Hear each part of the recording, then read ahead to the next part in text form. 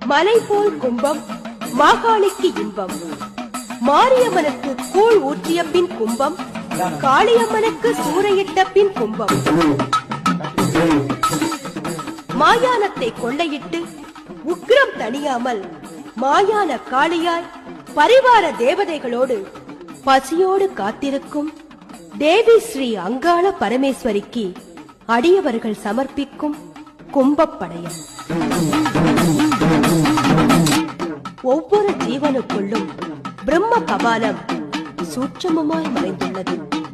அதன் பசியை நீக்க வல்ல உணவே கும்பப்படையல் பிரசாதமாகும்.